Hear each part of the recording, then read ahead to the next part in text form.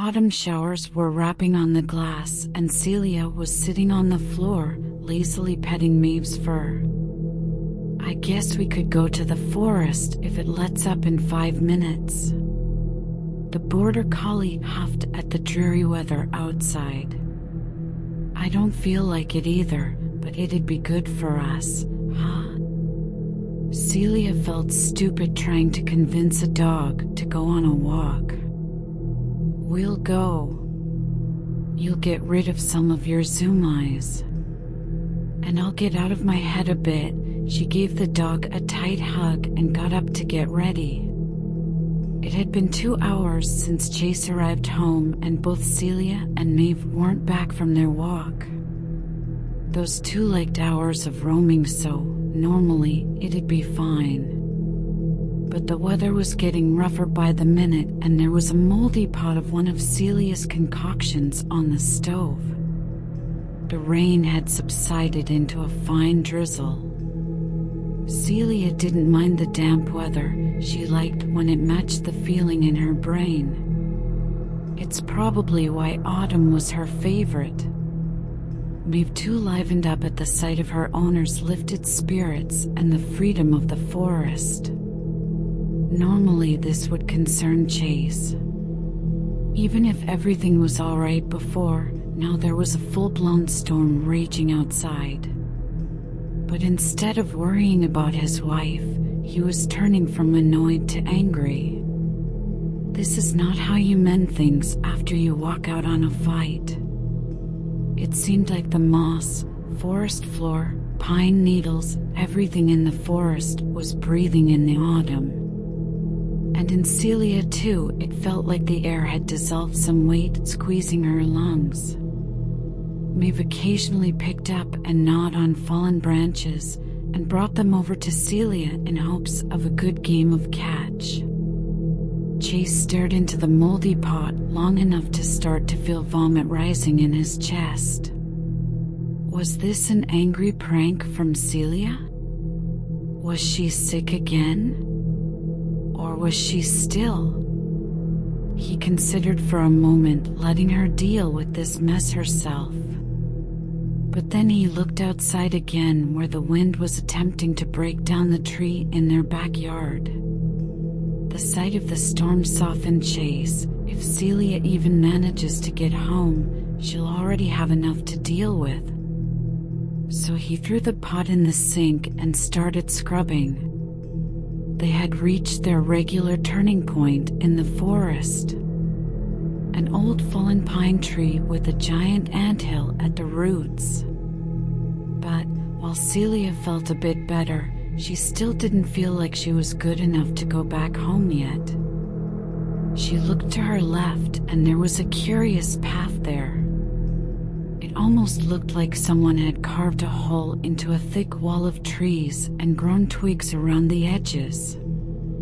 Though the storm had turned into an almost boring October shower, it was now pitch black outside. He was just about to spew an angry text when there was a faint, desperate meow from upstairs. Chase walked up to the bedroom and instantly threw his hand over his mouth and nose when the scent of ammonia hit his face.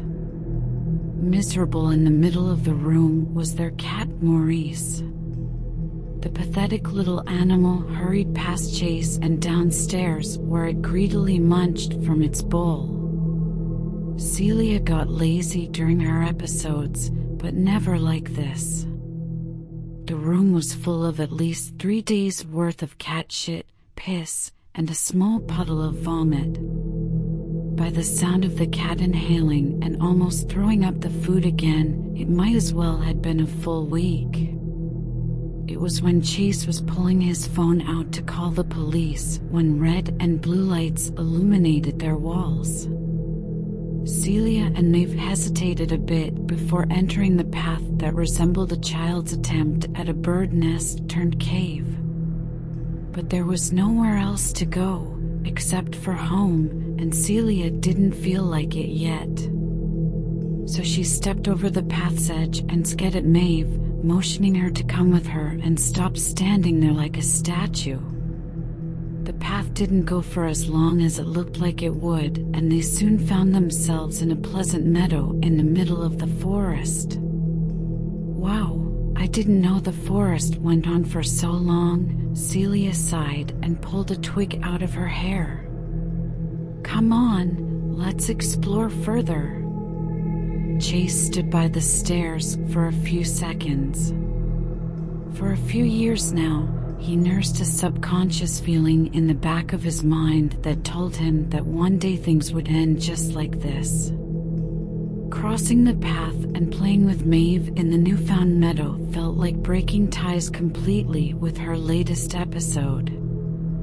For a couple of minutes, she even forgot about her fight with Chase. I should apologize, shouldn't I? She asked Maeve.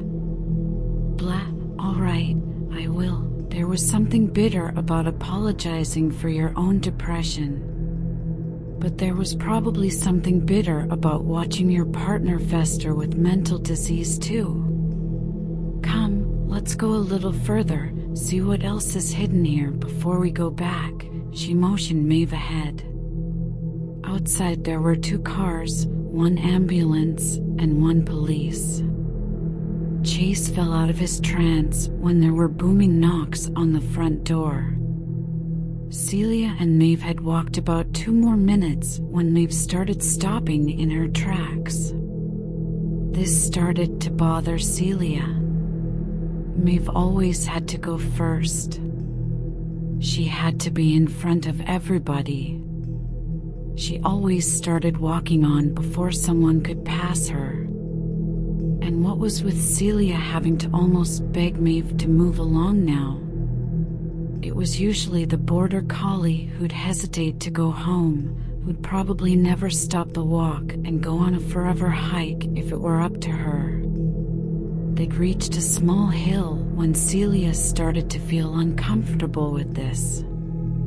Looking down from the hill, ahead was another bottleneck in the forest, with a path almost like the first one. This time Maeve didn't just stop and stare ahead. She started to lean down, as if before hurting or hunting. Come on, let's get home. I'm craving the leftovers now anyway. There was a policeman outside their door when Chase opened it. While walking down the stairs, he started to feel hopeful again. An ambulance was a good sign, wasn't it? If Celia were dead, they wouldn't bring a body home. Mr. Clearwater? Yes, it came out of Chase's mouth in a hiss, so he cleared his throat. Yes, that's me. We're here regarding what happened with your wife. The walk back to the first path started to make Celia eerie. Maeve continued her weird behavior of stopping dead in her tracks, this time though staring backward at where the little hill was. Come on now, Celia pretended to be annoyed. Annoyed was better than scared. Annoyed was unbothered, bored even. She felt a sense of relief when both of them walked through the path and into their familiar forest again. Then Maeve turned back and started a low growl at the path. Celia was over it, she just wanted to get back home. And it had started to rain again. She latched Maeve's collar onto the leash and started to tug her back home. She tugged Maeve, walking backward herself, trying to ignore the fear rising from her feet to her knees, to her throat as her dog wouldn't stop growling at nothing. When Maeve finally gave in, shut up, and started going in the right direction, Celia sighed in relief and turned herself around. She stopped and watched in horror as she found herself back on the hill, looking at the new forest and meadow far ahead. Where is she? Why dash? Wait. I want to see my wife, please. Chase impatiently walked past the policeman and towards the ambulance. He tapped at the locked door. "Sir, I recommend you don't." The policeman was interrupted by the ambulance door opening. Chase, however, wished it didn't. "Let's go, we're just a little lost." Celia's voice quivered as she held back tears. "We're just a bit lost, honey." So much for holding back as her tears dissolved into the rain. Maeve didn't need any more encouragement as she started to pull the leash anxiously. A habit that Celia had meticulously weeded out in 2 years, but was now thankful to see it again. Halfway back to the first path, they started to pick up the pace. They reached a full sprint when they ran through the path, after which they landed on the hill. In front of them was the meadow. Behind the meadow, far ahead, was the first path again. In the ambulance, Celia was lying on a gurney with her hands frozen around what looked like a sticky, muddy Maeve. Celia and Maeve kept running through their loop, but the rainy day turned into night. And after they passed out, it turned into day again. And the day turned into a spectacular sunset, and then night. And then day again, after which Maeve was the first to get hungry. "See? Are you?" Chase didn't know how to finish that. "Sir, we need to ask some questions." "What happened? Where did you find them? If we could all go inside, perhaps." "No." Chase didn't want this. Any of this. He just wanted his wife back. Even if it was the moody, depressed one he left back home before going on his trip. Even if it meant fighting again. He didn't want the wife or the life he'd have to pick up from an ambulance and carry home. "Stop!" Celia yelled at Maeve, who kept making leaps at her. Teeth a little too much out there for playtime. "We're just lost." She realized she was begging not just her dog to stop, but herself as well. Not just for Maeve's, but for her own grumbling tummy to stop as well. Chase pushed past a doctor into the ambulance and kneeled beside his wife. "Celia, what happened to you? Are you both okay?" He reached to touch Celia's cheek, but drew back when his hand touched the bloody fur of their dog. Maeve's neck snapped in Celia's hands like the twigs in the path. Celia looked down in shock and hugged her dog, covered in both of their blood. It was only when she stopped crying that she realized that the meadow now looked much like their familiar forest. "See, what happened? What did you do?" Celia's eyes were wild, looking somewhere through Chase's. She clutched Maeve closer. "We were in a loop," she blurted. A month passed by and Celia was still in the hospital. Chase had already finished packing up the boxes days ago. The only things left were Maeve's stuff. But Chase didn't have the heart to pick up her little toys, raincoats, snacks, and leashes from around the house and box them away. Unlike most of their stuff that was to be either brought to the new apartment or Celia's sister's place, Maeve's stuff had no new home. Chase wiped away a couple of tears and started looking for her collar. If he couldn't bear the thought of throwing away her favorite toys or donating bags of dog food, he at least wanted to find her collar for himself as a keepsake. He rummaged around the house, turned the hallway closet inside out, but couldn't find it. The collar wasn't on her the night she and Celia were brought home. So they must have lost it somewhere along their walk, whatever that turned out to be. There's a built-in breaking point for everybody. And curiously, it's seldom anything grand. It's not coming back from your trip angry to an empty home, realizing your wife hasn't been there for almost a week. It's not meeting the police outside your house in the middle of the night. It might not even be finding your almost dead wife in the back of an ambulance, clutching your definitely dead dog in her freezing hands. It's sometimes not even the moment you get the creeping realization that the wife's responsible for your pet's head swinging unnaturally from its body like a bobblehead. Usually, it's the holding yourself together for weeks after. It's when you squeeze little knots of insults and crying and fighting, and we're doing fines, and she's just a bit tired these days as in an overstuffed glass bottle that the cracks finally begin to appear. Chase got up, grabbed the keys, and went outside for a walk.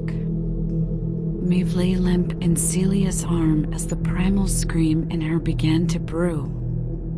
You would think that a glitch in the universe, a loop in space, would feel impossible. But that wasn't it.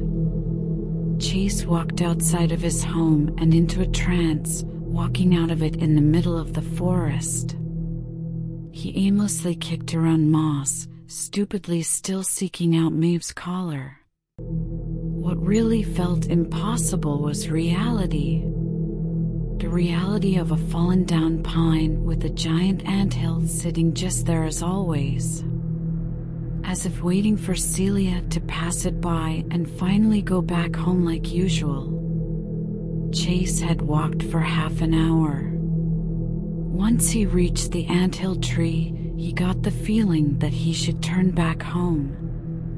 Like they always used to. Celia screamed herself hoarse for a good 20 minutes. Both because of her grief and her desperate wish to drown out the car sounds from the highway outside the forest. It couldn't be, it simply couldn't. How could she be running around in circles while they were all still here? Did nobody really notice her imploding?